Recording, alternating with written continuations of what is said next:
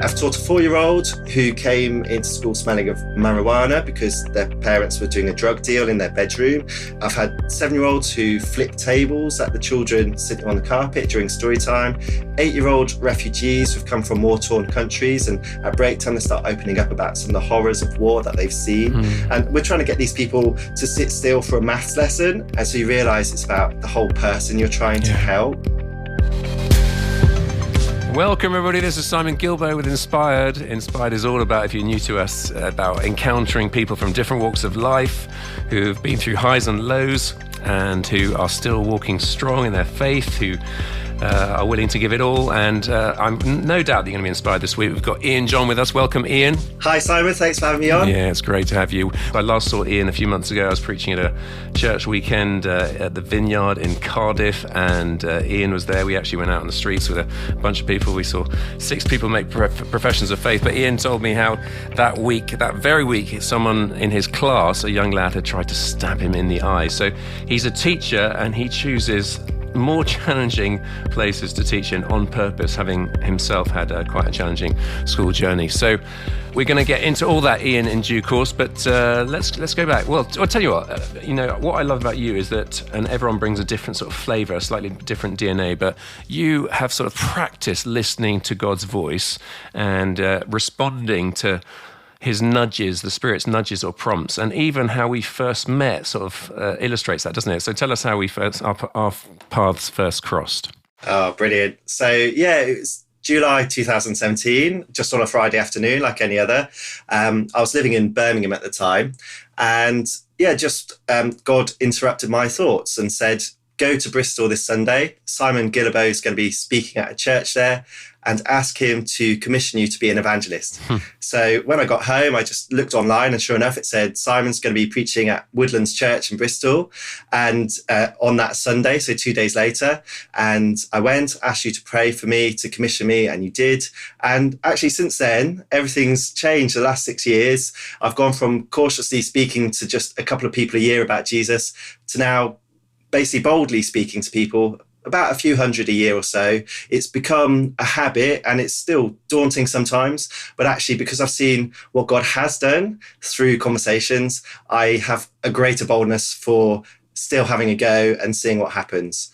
And I mean, just out of interest, Simon, how often do you preach in Bristol? Is that somewhere you often go, or was it quite a rare occasion? Well, I mean, back then I was based in Burundi anyway, so it was probably a once every several years event. So, I mean, that really was very specific. I love that.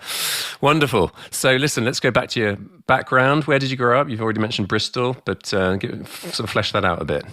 Yeah, so I grew up in South Bristol, and at that time, if you were south of the river, you generally were in a poorer part of the city, and so there's more deprivation. Where my family lived, we were right on the edge of a council estate, so we were doing okay for that area, and our community church and my primary school were right in the heart of the estate.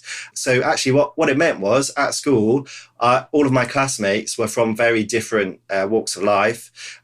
So when I go back to people's houses after school, some would be in tower blocks, some would be in council housing. So if it's an American listening, they'll probably think of the projects in the USA is what they call that. Yep. So I got to see sort of people sitting down, doing English and maths lessons, that sort of thing. But then I knew a bit more of their background, and it's just an eye-opener really to sort of a bit more of the nitty-gritty of real life. So secondary school, I would just say it was pretty rubbish, really. I remember being really frustrated. So just to give an illustration, and I won't say everything that happened, but I mean, some of the lighter things that I was involved with was basically in lessons, everyone would be messing around, all the lessons really. Basically, the challenge was to see how much stuff you could throw out of the window, or sometimes through the window, through the glass. So that might be someone's chair when they got up to sharpen a pencil, and then come back and find it's now outside in the car park. Or another kind of trick we'd do would be try and take one of your mates' belongings, like their pencil case, and sneak it into the teacher's pocket while they're writing on the blackboard, or get the teacher's bag and then plant it on their desk, and then call the teacher and try and kind of. So yeah, those were all the lighter sort of things that we would get up to. And then obviously the kind of worst things, where one of my friends, in those days, staff rooms, the teachers would be smoking. So it's just this massive cloud of smoke. One of my mates actually snuck in there and put drugs into one of the teacher's lunches in the fridge. And so he got excluded. Another friend managed to burn down one of these outdoor classrooms, one of these porta cabins, using stuff he'd nicked from the science lab, and he was excluded. The toilets were regularly set on fire, so you get all this black smoke coming out. And basically the teachers, in my experience, they would just hide and not actually even come into class. And then when they did, it was just a bit of a mess, really. For me, I just found it deeply frustrating. I thought, why is this not being fixed? Why is it we seem to get all the rubbish teachers just because we're in a poorer part of the city? But actually the person who really impacted on me was my English teacher. So my teacher, Mr. Nash. What he decided to do, this was in year 10, so it had 3 years of English teaching just being really, really poor and really rubbish.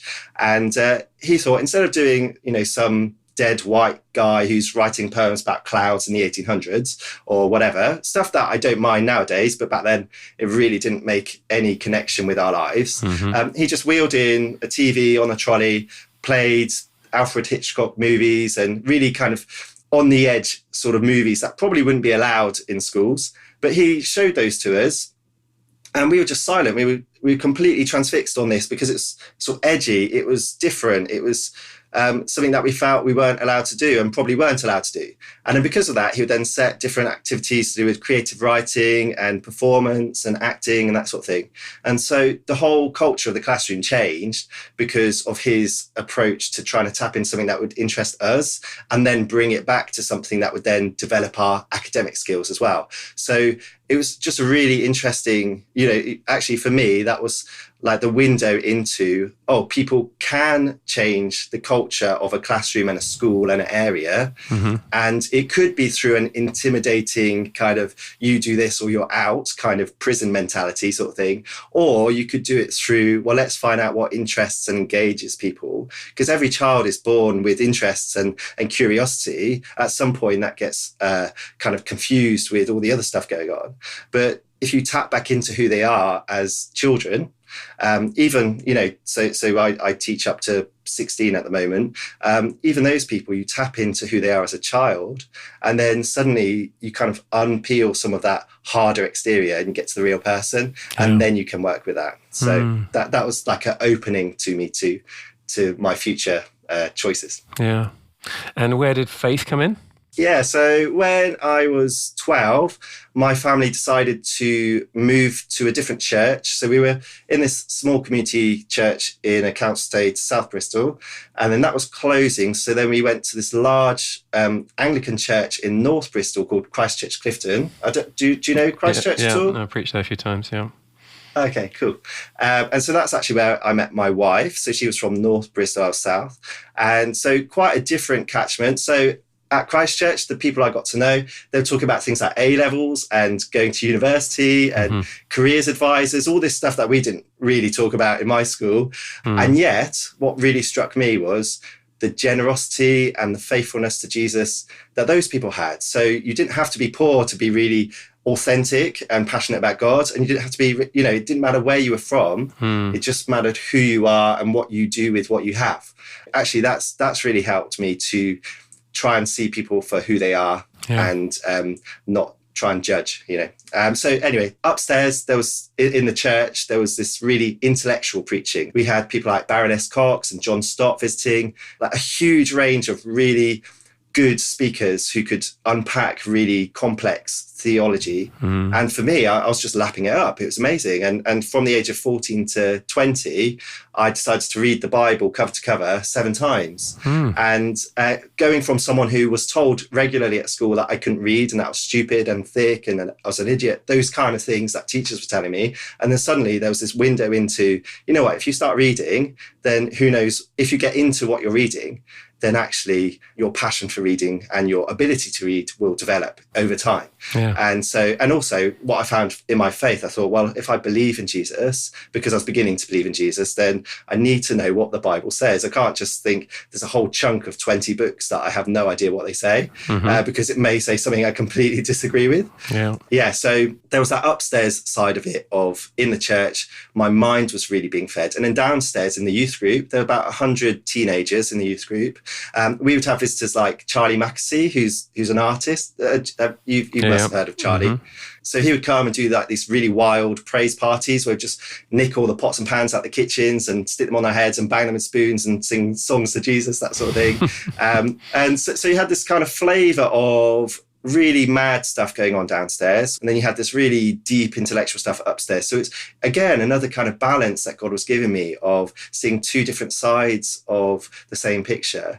And what they found in the youth group was most of the youth group started to hear God's voice. And the youth leaders were saying, well, we don't really know how this is happening, but let's just encourage it and resource it and protect it and kind of give the right teaching, but let's encourage it to see what God is actually doing. And so for me, this sort of developed into basically 3 years of encounter of most nights at home.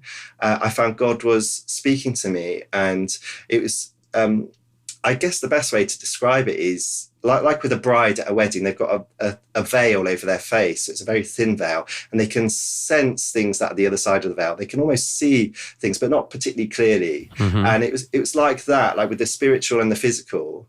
Then they're not split into two nice, tidy boxes. This is the physical world, that's the spiritual. It's like so intertwined, and we get these glimpses of what God is doing, and we get to hear his voice, and that shapes us. And for me, it took about 3 years of God doing this. And I realized now, looking back, there had been so many words that had been said to me that were so negative and undermining and shaping me in a bad way. And God was constantly saying these words of affirmation and these words of truth that really had to then change my mind and my security. I just think, I don't know who I would have been if he hadn't spent all of that time just slowly chipping away and slowly, you know, it wasn't just a one-time fix, right? There's one word and then you're set for life. Yeah. It's this constant journeying with me. And that's how it's been all my life as well.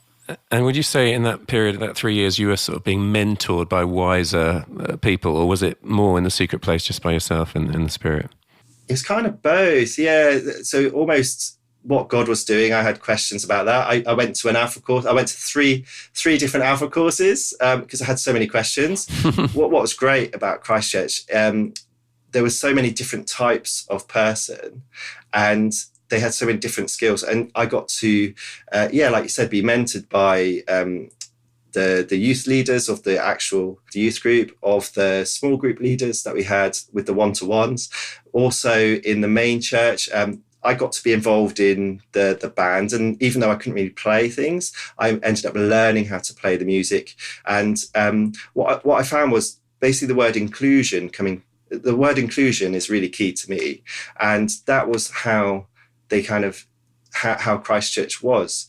I ended up sitting in on PCC meetings. I ended up sitting in on leadership teams and just learning from different people in different ways what it was all about from very different points of view. And so it was almost like you could just have a one-to-one mentor, and that would really help you on your journey. And that's probably enough. But actually for me, there were so many different types of mentors. Yeah. Every bit of my life was being mentored by different people, different ages, different walks of life. And so it's, definitely God going, look, you've experienced one thing, now go to another thing, and now see how you can bring those things together in what you do, how you minister to people in the future. Sounds like a really beautiful and healthy church culture, which is nice to hear. Now, you went to university. Were you always going to be a teacher? It's a bit of a funny one. I had 4 gap years, which I don't know if you could call them gap years. Basically the idea of a meandering river comes to mind when you say about my journey of life. It kind of lots of things where I really wasn't sure what to do. I think basically at a young age, as a teenager, I was thinking I'd either become a teacher or a church leader. Something to do with bringing restoration to families was really key. Something to do with helping young people to recognise the value of their voice and helping people to become the best version of themselves. That sort of thing, those sort of ideas would go around. I wasn't really sure how you kind of do that. And so, I took 4 gap years. And the first year I did a discipleship training course in Soul Survivor, Watford. And because I'd done so much music at church, there were 2 streams. You could do music and songwriting with Matt Redman once a week, one afternoon a week. Pretty much everyone on my course was doing that, because why wouldn't you, basically? And then the other side was a very, very small group of people who were learning how to preach. And I just felt really, really strongly drawn to the preaching. And so I got, one afternoon a week for the whole time, learning how to preach, learning how to, all the stuff I'd been learning, how to actually communicate that in a simple way and an accessible way to other people. And then I realized actually it's quite fun to teach people things. Mm-hmm. It's quite fun to actually share things in a creative way. And so I think that was one of the many things over those gap years. Other things I did was just volunteering in youth work and in schools in the council estates around South Bristol. So I was going back to the primary schools, volunteering as a teaching assistant, and finding actually this is really fun, And so obviously by the end of those 3 or 4 years, I had never thought about going to university. That was not an idea in my head. I had just enough of a score with my A-levels to be able to go to university.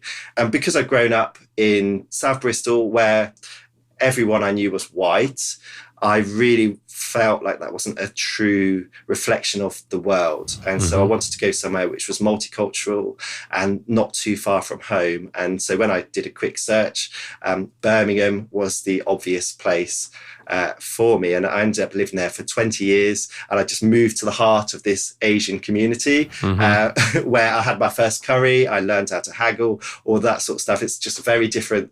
And just to help as well, encourage people.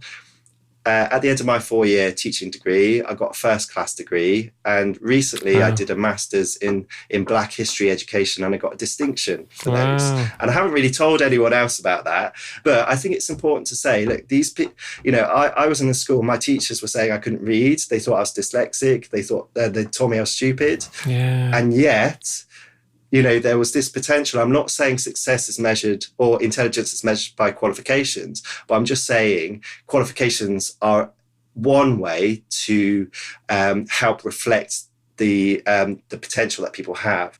For teachers or for anyone, if you see people in your class who can't read or don't like reading, it doesn't mean they haven't got the potential to be able to do that. Yeah. And so what is it that's missing that we can then help to then fuel that fire? And obviously now you are a teacher and you see those guys that could be sort of dismissed as the thickies and the sort of going nowheres, and you can speak life into them, can't you? So you've been teaching now for 16 years. Give us a flavour of what that's been like.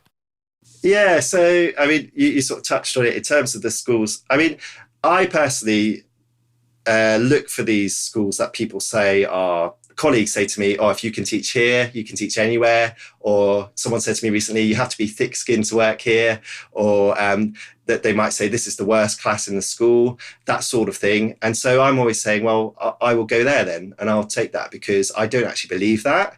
And it was hard to begin with, but there was plenty of work because most of the staff were off sick anyway, on long-term stress and that.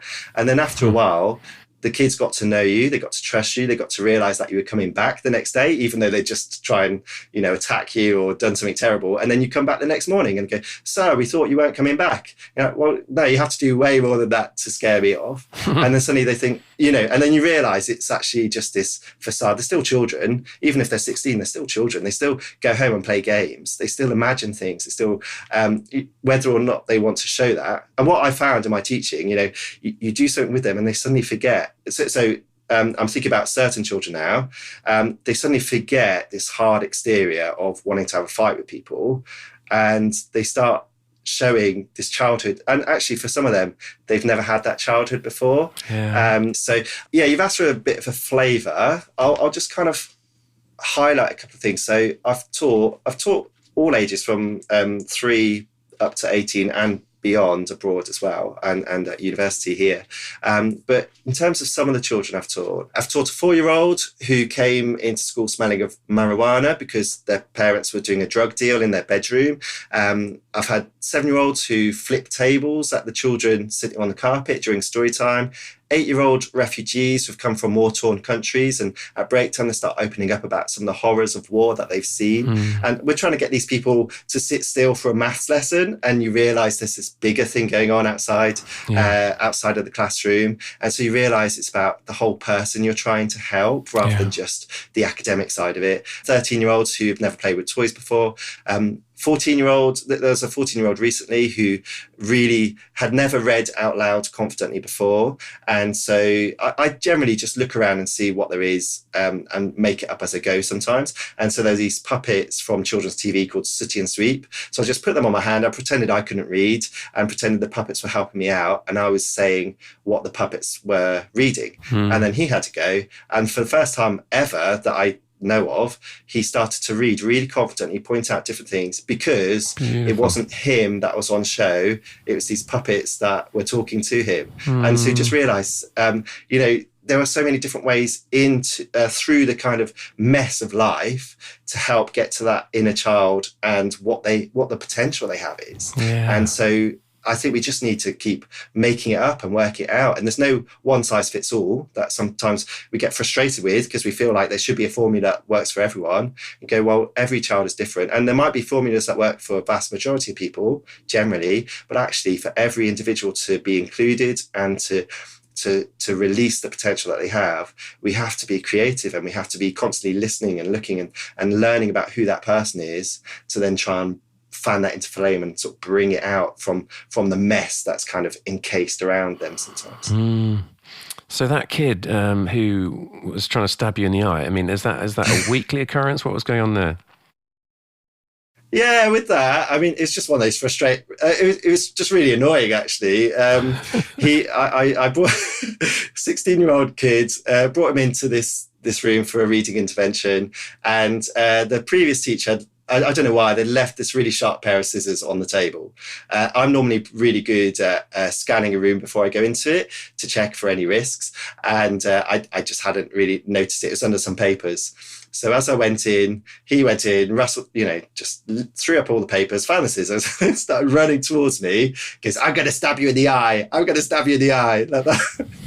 And I don't know why. I just said, oh, it's a short session today. Time's up, actually. So please, can you put the scissors down and you could go back to class? So he went, oh, okay. And then put them down and went off. And then, I think being calm in those situations definitely helps. And also, I mean, what was going through my head at the time was my wife's going to be mad at me. If I come home missing an eye, that was probably the worst punishment to have. It's just like the wrath of someone else saying, what have you got yourself into today? And also just like the inconvenience of, I haven't been here for too long at this school. This just happened. How annoying. But I spoke to him afterwards and I sort of deconstructed it a little bit. And what I always do, I like to say to people all the good that I see in them, even if there's loads of other stuff that isn't so good. And I say, look, because the way you phrase something, you could say, oh, you've been really naughty, you've been really bad, and you were trying to do that. So you're constantly just filling your words with negativity. But instead, I was like, I was really surprised that you did that, because that's not like you. You're really kind and gentle. And if you had accidentally done that or deliberately done that, I would be without an eye. How would you feel if now I had only one eye? And then you have that conversation. So it's totally different. And they start to realize, that they haven't got any defenses up because you're being nice. They're being affirmed at the same time. And you're kind of trying to fan into flame all the good. And as you focus more on the good, then over time, all of the other stuff, that they're less aware of it, they're less thinking about it, then actually your mind is getting filled with the good and you are thinking about the good all the time. And then because you're thinking about that, because your mind is set on it, that's generally what's coming out more and more and more. And I think that's true in any situation, isn't it? Yeah, man, this is brilliant. Anything else on your teaching years before we move on? I suppose one thing that I've learned very briefly is when I'm teaching a lesson, whether it's English, maths or dance or gym or whatever it is, try to remember the bigger picture of what this child's context is, what they're trying to go through. They might have gone through some really rubbish stuff that week and they're coming in, they're a bit grumpy, they're refusing to work. how am I going to speak to them? And I need to remember that context. I need to remember why I'm in this, and just to try and stay patient and calm and think this is a long journey. And I think this with churches as well. It's we want the instant fixes. We love instant coffee generally. We love instant things happening in our culture, and so we think the same with people becoming more Christ-like. We want that to be instant, and sometimes that is by a miracle, by a prayer, by a certain thing that God uses to unlock, and suddenly everything's changed. But so much of the time it's this long journey, and people really value that steadfast journey that you're on with them. And what comes to mind just as I'm saying this is one of my friends a couple of years ago, they became a Christian after 22 years of me being their friend and of me praying with them and talking to them and all these stuff. It wasn't just me, like loads of different people, but it took 22 years before they were ready to then, or whatever, I don't know how it works, but it was a long journey. And if I'd given up after day one or after year 3, well, maybe someone else would have stepped in, but do you know what? Let's just commit to people, commit to them for the long journey, pray for the instant wins and the easy wins, but also realize, well, if we don't see that, or if we don't understand what's going on, let's just keep going, because it's all down to what God is doing in people's lives. And we just get the privilege and the honor of joining in at whatever point we enter and whatever point we leave. Yeah, that's great. That's gold. Hey folks, 2 things I want to plug really this month that I'm involved in. One is XCC, which is Extreme Character Challenge. You might remember we did a podcast with the guy who runs that, James Ray, superb men's ministry. We'll put that in the show notes, that last podcast, for you to revisit if you want to. And they do them in Scotland, in Wales, in England, and they are just brilliant. So you are a man or you know a man, that's all of us. I would highly recommend getting involved with that. So go to extremecharacterchallenge.com. Again, we'll put that in the blurb. Secondly, I'm off to Burundi for 10 days of our annual cycling fundraiser. If you are a cyclist, if you know a cyclist, would you want to sign up for next year? It's a superb experience. Honestly, I would wish it on anyone meeting our ministry partners as we drive around. Please, if you wanted to sponsor us, you know that this is a Great Lakes Outreach podcast, working in the hungriest and the poorest country in the world. That is precious, broken, beautiful Burundi. So if you wanted to sponsor us, please go to greatlakesOutreach.org/inspired. And if you're grateful for the podcast, if you've got any spare cash you want to send our way, that'd be beautiful. All right, let's get back to the podcast. Okay, so 2017, our paths cross, and you were just starting on the 116 challenge. Tell us about that. Yeah, so the 116 challenge, this was basically a few weeks after you had prayed for me and commissioned me to be an evangelist. And basically at that time I said to God, I think I nicked your prayer really, which was saying, I'll go anywhere, do anything. Where do you want me, God? And I thought, okay, well, this is probably a time where I could, now that I'm commissioned to be an evangelist, I could go over to Africa. I could be bold. I could share the gospel message of Jesus, see people healed, lives transformed, miracles, that sort of thing. And then God basically interrupted my thinking and just said, Ian, you are not to go back to Africa until you see all of these things happening in your neighborhood, in your workplace, on the high streets, in your family, in Birmingham, in where you are now. So you're not to go somewhere else and then learn how to do that. You are not to go back to Africa until you are seeing all this here. And for me, that was such a challenge because I'm going to see these people every day. I'm like, God, that's for me, that was so much harder. So you mentioned the 116 challenge. I'm sure you know it. It's based on Romans 1:16. So Simon, do you want to say what that passage is? Well, Paul writes, I am not ashamed of the gospel because it's the power, the dunamis, the power of God for the salvation of everyone who believes. Amen. So you don't want to be ashamed. I think often we are ashamed. We're on the back foot in this nation. We're sort of, we pussyfoot around. We don't get to actually sharing our faith very often. But you recognize that in yourself, as we probably all have innately in ourselves. I don't want to step out of my comfort zone here. But you pushed yourself to go for it, didn't you? Yeah, so that's right. So the 116 challenge was born. Basically, I wanted to keep Romans 1:16 at the forefront of what I was doing because I realized I was not ashamed of Jesus, but I was ashamed of talking about Jesus, if that makes sense. I was ashamed of the gospel of Jesus. And so I basically talk to one or two people a year quite awkwardly about Jesus when it came up, but I didn't really go out of my way to do it. And I wasn't praying for opportunities and that sort of thing. And so this was like, right, if I've been commissioned to be evangelist, how do I grow into that? Well, I need to start somewhere. Well, how do I start? And I was about to read loads of books about what other people have done. And I felt God say, Ian, how would you do it? Don't worry about anyone else. What does it look like for you? With who you are. So work with that. So I went, okay, let's do 116. That's roughly one conversation every 3 days. That doesn't seem very pressured to me, because basically if I haven't spoken to someone in the first 1 or 2 days, I could go, right, tomorrow I really have to, it doesn't matter who they are, I just have to talk to someone about Jesus.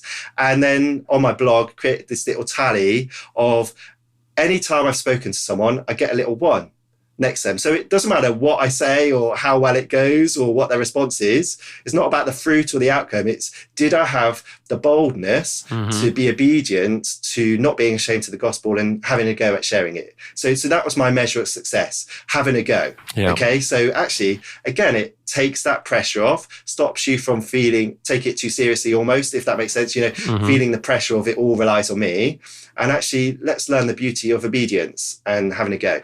And so I'd do on my tally, have I had a conversation? 1. Have I, what I call, lost my bottle? Have I wimped out? Have I almost done it and then not? Well, then that gets a 1 as well. So that's recognized. So I think, I want to keep that number down, because, suddenly that's going up and the conversations are not moving. So just a little way for me to challenge myself. Have I offered to pray with someone? Yes. It doesn't matter if they said, yes, I'd like prayer, but have I offered it? It was just a bit of fun, but then I thought I'd share it with people. I put on little stories about my experience. And then it kind of went from aiming for about 100 conversations. It went from trying to do it for a year. And then I thought, you know what, this is actually much easier than I thought. And then I ended up doing that challenge for 1,000 days. By that point, I'd stopped my tallies because I got to about 600. I'd stopped counting at 600. I'd seen 66 people healed. Before I'd done the challenge, I'd never seen anyone healed. I didn't even believe God healed people. Wow. But again, stepping out in obedience to pray, and then people say, well, I've got this, my one person, they were like, my son's deaf. So you're like, well, you can't offer to pray. And then they say that and go, I don't do healing. I don't pray for healing. So, and then you start praying. And that person who was deaf, they actually started hearing after 20 minutes. Wow. And there's been hundreds of people that I've prayed for healing. I've only seen 66 people. But you know what? What I've learned is prayer is about sowing seeds. It's like being a farmer. You wouldn't sow your field and then expect to see all of the crops, all of the fruit that same day. Some things do flourish quickly by the power of God. Some things you see have already been sown for years before by other people, and you just get to water it at that point. So you're joining in with this massive story that God is doing for their whole lives. You get to join in on that day. And for other people, you are sowing because the very next person who comes along, they get to see that. So it suddenly releases your kind of it's all about me thing and more fixing our eyes on him. We're being obedient. We are spending time with Jesus. We are doing the things that he's doing. And through that, we're becoming more like him and passing that on to the world. Yeah. So. I seem to remember you sharing before with me the first time you saw a healing, and then weren't there about 3 in one go? Yeah, that's right. So that was the day before the boy who was deaf. That was the 3rd healing. So I basically was quite skeptical about healing because I hadn't seen it. So it wasn't really part of my... I quite like to see things before I believe them, which I know is not the right way around, but that's just who I am. And then what happened was I went to Fouderbrennan. I'd had this problem with my neck for 7 years, and it was the thing called thoracic outlet syndrome. So basically my nerves would get trapped into my muscles when they got stressed and tensed, and that would happen quite often. So I'd just be in pain constantly. For 5 years I'd been on cocodamol, so codeine, or I think they call it Vicodin in the US or other parts of the world. And so I was on that, which is highly addictive. It always says don't use for more than 3 days because of the addiction. And I was like, well, I've been on it for 5 years, so I'm obviously addicted. So it was quite limiting, really. And the first night at Fouderbrennan, I was only there for two nights. And I thought, God, why am I only here for 2 nights? Because it's so beautiful here. And I felt God say, you'll be surprised at what I can do in 48 hours.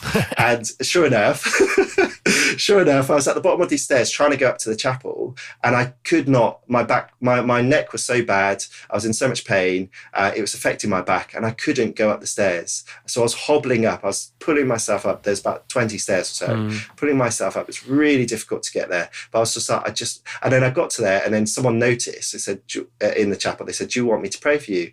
And I'd run out of reasons to be like, I don't believe in healing. I just thought, you know what, I'll take anything right now. I will take anything. So my prayer was not one full of faith. It was not one where I was like, Lord, it was more like, Lord, help me with my unbelief kind of prayer. And I was like, Lord, just heal me. Basically, this is where I'm at. I just need to be healed. And so they prayed for me. And over about half an hour, they're praying different things over me. Using oil, I don't really understand it, but they're doing different things, trying out different things. And each time they asked me, how are you feeling? My pain levels were going down from kind of 8 out of 10, 5 out of 10, 3 out of 10, and then it was gone. And I was concerned about it because I thought, is that just psychological? Again, it's like that skeptical thing. Even though I'd seen so many other things that God had done in terms of healing, I was skeptical. And so I just thought, well, maybe I should just stop taking the painkillers then. If I stop and then I feel pain, I'll take them. Okay. So I from that moment on, I stopped taking the painkillers. And then the next day had no pain at all. And the next day I had no pain, and so on. Beautiful. And then a few weeks later, I hadn't taken the painkillers. And I said, Lord, I think you've healed me. And he said, I've not only healed you of your condition, but I've also taken the addiction away from the painkillers. Wow. And I thought, well, I hadn't felt that, because usually by the end of the 3-4 hours before the next set of pills, I would feel quite shaky because I was addicted. And I had not felt that. And he said, I've healed the addiction as well.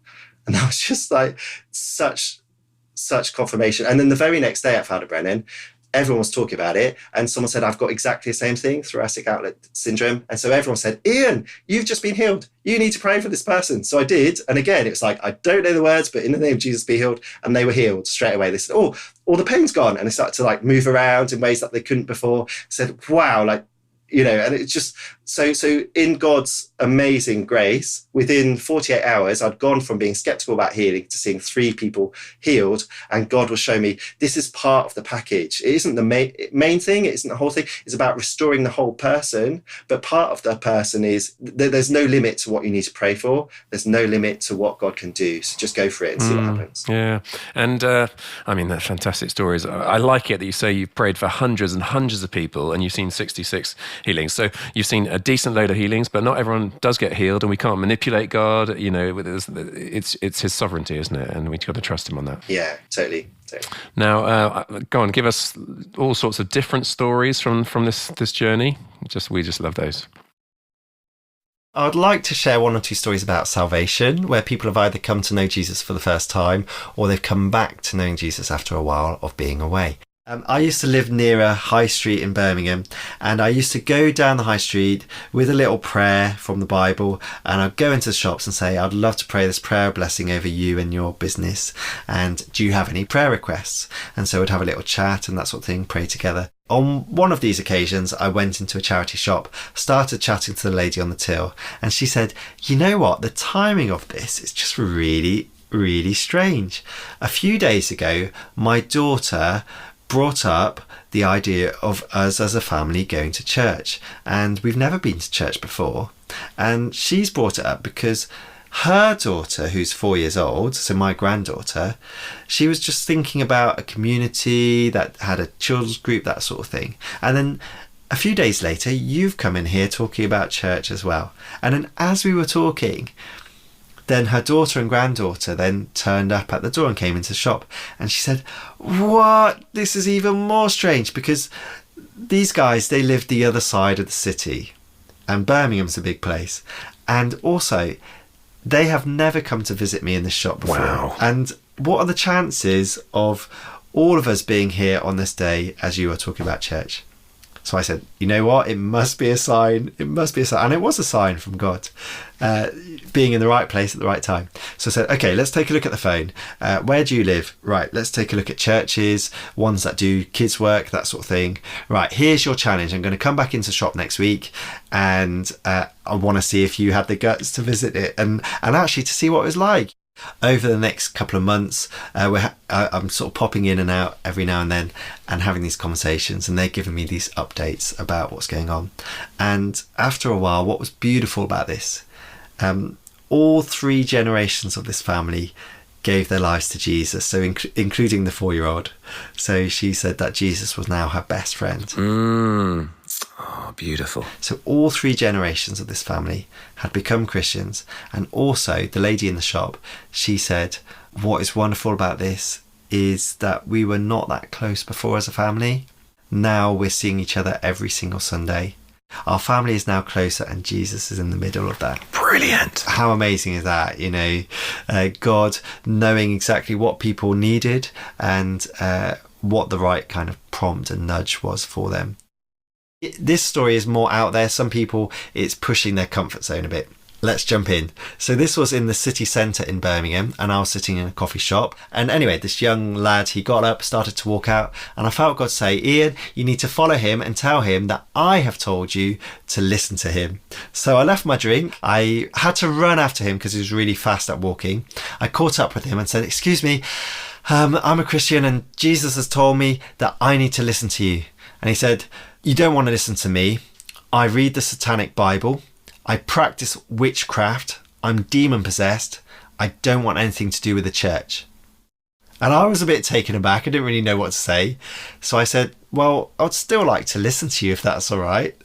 And we carried on walking, and he just started to open up. He went really deep, really quickly, to opening up about these negative experiences he'd had of his upbringing and of church, different things like that. And he talked for about half an hour or so. And then after a while, he stopped and he said, you're not like other Christians at all. They just want to talk at me. You have listened more than anyone I've ever met. And then he kind of came up with this random question, because he'd been talking about the cross and stuff like that. And he said, what was the point of the cross anyway? And so going from not wanting to be talked at, he was now asking a question that he wanted to know the answer to. And I do think, imagine if I'd tried to start off with answering that question, he would not have wanted to hear it. But because of God opening up this conversation with, tell him that I want you to listen to him, then there was this wonderful relationship forming. And so I just got to talk about the gospel. I wasn't really prepared for it. So I just went to a passage that I absolutely love. It's really transformed my life. And this was Isaiah 61. So this is a passage that Jesus reads when he stands up in the synagogue at the beginning of Luke. And he says, the Spirit of the Sovereign Lord is on me, because the Lord has anointed me to proclaim good news to the poor, to proclaim freedom for the captives. So I said, you know what?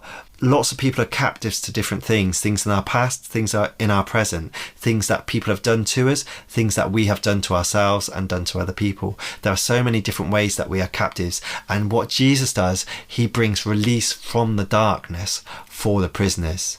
I really felt to emphasize that about darkness, considering what he was saying he's into. And Jesus came to proclaim the year of the Lord's favor, and to comfort all who mourn, to provide for those who grieve, and so on. And then I was kind of drawn to, when it talks about the image of having a crown of beauty instead of ashes, oil of joy instead of mourning, and this kind of exchange. I was drawn to the exchange that happened at the cross.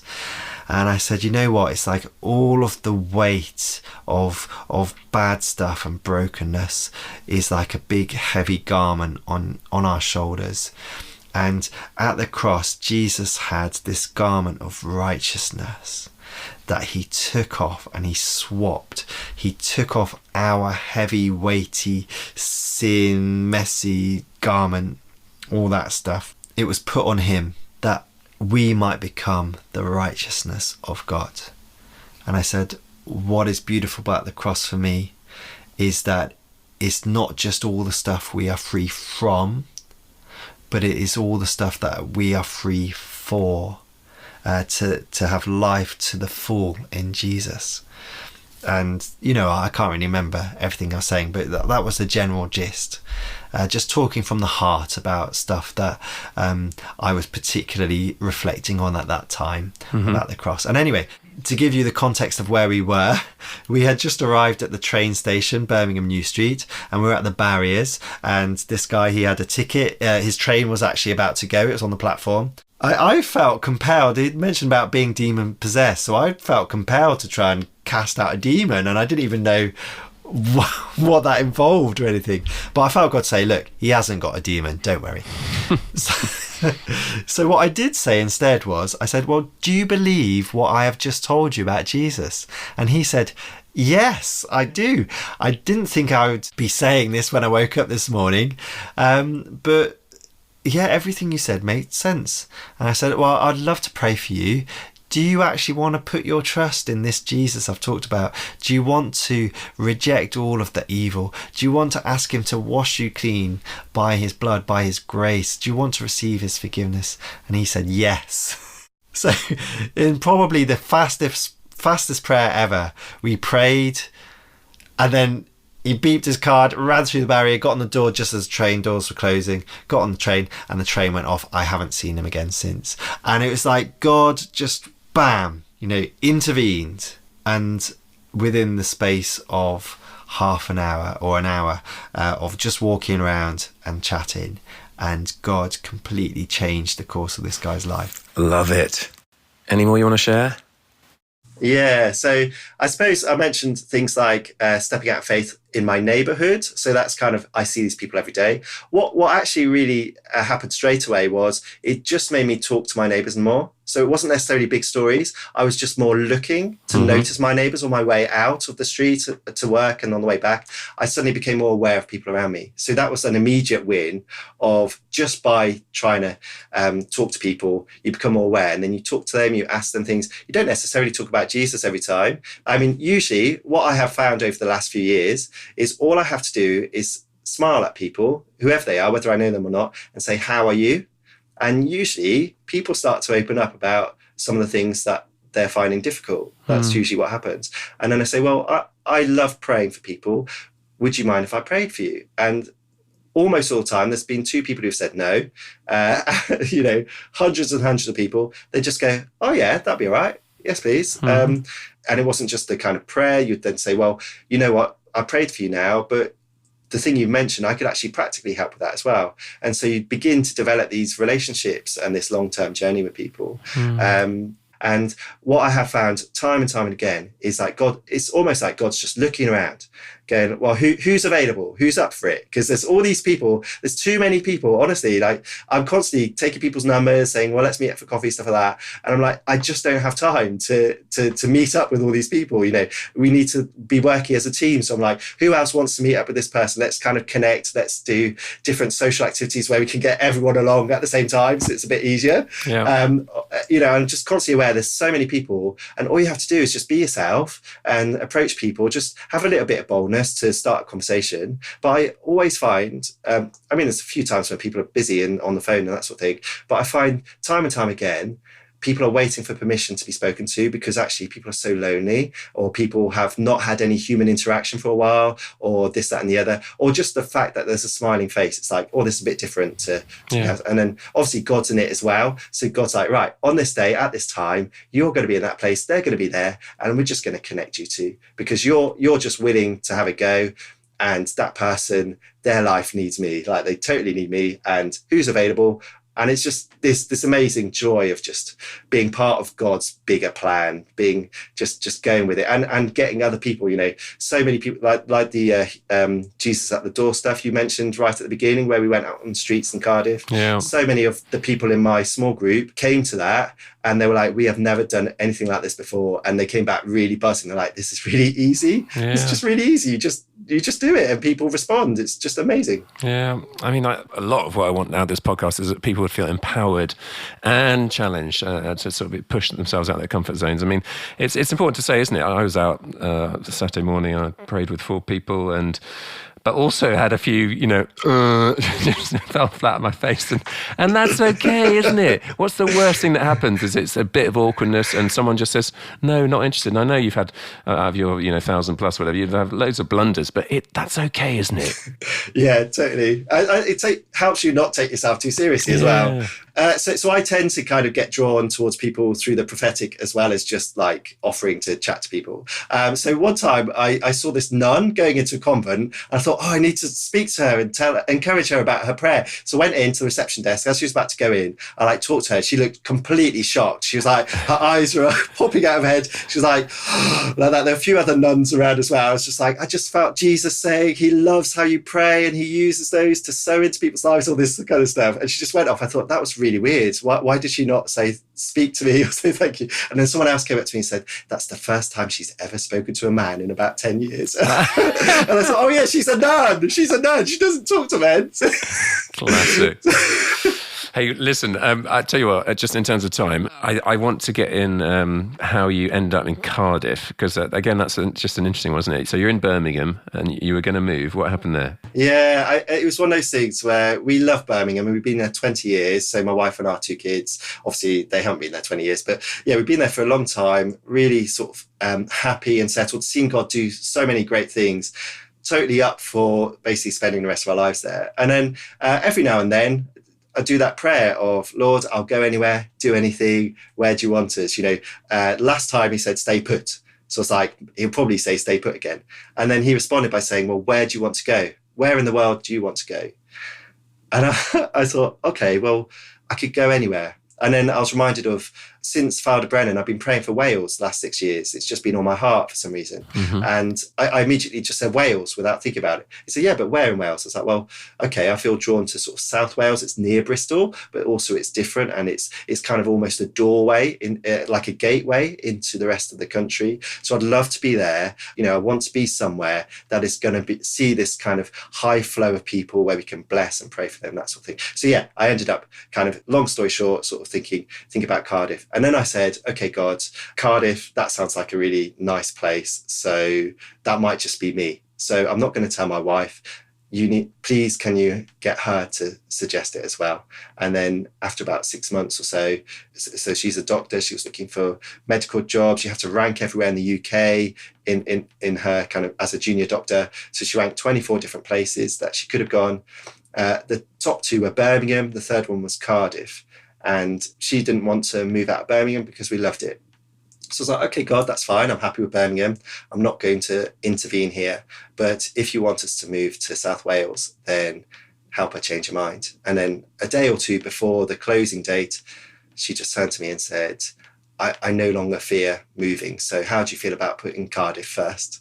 And so we did. And she got her first choice. And then we moved over here. And so it was like one of those things where we have both, one of those wonderful things where we have both 100% decided to choose to go somewhere. And it didn't have to be like that, but in God's grace, it was like, as a family, you have bought into going here. And so we don't really know what we're doing here. We're prepared to stay here the rest of our lives. And so again, I think it's just continuing that thing to do with families and children and seeing, actually serving generations. So our heart is to see a few generations of people really loved and fanned into flame. So actually the whole of it's a big picture, but the whole of the future of Wales can be shaped by the children who are currently in schools now. And so we can't do that all on our own. So that is a prayer thing, that's a God thing, and we can be encouraging other people. But honestly, it isn't all about education. That's a big part of it. So basically getting to know people, seeing who they are and what they do, and just really encouraging that. So whatever it is, whether they're on the more affluent side or the more deprived side, whether they're in accounting or law or medical or education, whatever it is, seeing who they are and just really affirming that and praying that into life. And just, if everyone's doing their thing, the thing they're passionate about, then that's what the church is, isn't it? If everyone's doing their thing as a body, then they're being led by the head, by Christ, and seeing the world transformed. So that's our heart in a nutshell. Yeah, no, love it. Good, mate. We've run out of time. Any last words, anything that you haven't shared that you really want to go for it? Okay. So yeah, I'll try and keep the story short. One of the things that I feel is really helpful for people is when we were looking at where to live in South Wales, I was trying to visit regularly from Birmingham. Couldn't do it too often, so I went on Street View on the internet and basically just virtually going down different streets, so seeing all the photos that had been taken. And as I was going down one of the streets, there was a number on a house that really stood out to me for some reason. I stopped and I felt God say, tomorrow when you go to Wales, you need to visit that house. And that was it. So I didn't know why, but I thought, what's the worst that can happen? So the next day when I visited Wales, I went to that house, knocked on the door. This older lady answered. And so I didn't know what to say. So I said, oh, we're planning to move to Cardiff, my family and I. And, can you tell us about it? So we started chatting and then got onto Jesus. And she said, oh, I'm a Christian. I've been a Christian for a long time. And so went in, had a cup of tea. And as she was talking, she kept on saying things. Certain phrases and certain ways of sort of talking herself down and saying basically how she didn't really feel she had anything else to give in her life. She didn't really have any value. All of these messages were sort of screaming out at me. And then she said, yesterday, it got so bad, yesterday lunchtime, I thought, I've got nothing else to give. I'm old. I haven't got anything I can give the world. So she got in her car and she rammed on the accelerator. She started driving really fast down the road because the plan was to just crash into a wall at the end and end her life. So because she felt she was no longer useful. And then she said, as you have been talking to me and encouraging me, because every time she said something negative, I was then bouncing it back with the flip side, the positive, oh, I've got all this time on my hands. Well, yeah, that's amazing. You've got all this time on your hands, that sort of thing. And she said, as you've been talking to me, she said, it's like God has sent me an angel from Birmingham. He had to send me someone all the way from Birmingham just to meet me today, to tell me that my life is still valuable and I've still got a purpose. And we realized that the time that she had got in the car was the exact time the day before that I had been on Street View, and God had just interrupted me and said, knock on that door tomorrow. The exact time she was going to do that, God spoke to me in Birmingham. And so we got to connect. And it went from that, what's the worst that could happen, feeling of, oh my goodness, they're going to think I'm a right nutter, to God intervenes. He sees who's available, who's up for it, whatever's going to happen. And you just have to put your hand up. And then sometimes you see the fruit, sometimes you don't. But in this case, it was life-changing for her. Yes. So I just want to encourage people when they feel any kind of nudge or any kind of sense, just think, what's the worst that can happen? And also just put your trust in Jesus. Let's learn the joy of obedience, to living our lives fully for him. And whether we see it or not in our lifetime, I am convinced in heaven there'll be different people that we bump into and they go, Simon, you'll never guess what, but in 1998 you did this thing in this coffee shop, and it was just the way that you did that set me on this path. And it took 20 years, but that was the first of many things where God intervened. So it's just knowing, we will meet people that God has used us to impact. And it's all about God's power. We're not ashamed of the gospel because it's the power of God. It's not the power of Ian. It's not the power of Simon. It's the power of God for the salvation of all who believe. And so we just kind of go with that. We're like, Lord, my hands are empty. I'm available. He's like, I'm going to fill those hands with power and just go for it. Oh, Ian, continue teaching it, continue preaching it, continue living it. Here I am, send me. Listener, are you available? Come on, let's do it. Oh, I found that so encouraging, so stirring, so challenging, so energizing. And I'm inspired, so it's done what it says on the tin for me, mate. It's been so good to have you. Thanks so much. Oh, thanks so much, Simon. Brilliant. Guys, if you've been inspired, please give us a great review on Spotify, iTunes. Gossip it along to someone else, share it with someone who needs to hear it, needs to be encouraged. If you want to be in touch with me, it's simongilbert.com. I want to thank Adam Thomas Steer for the editing and Mike Sandman for the mixing. Got another fantastically different guest next week, whom you're going to enjoy. In the meantime, have a fantastic week, and toodaloo.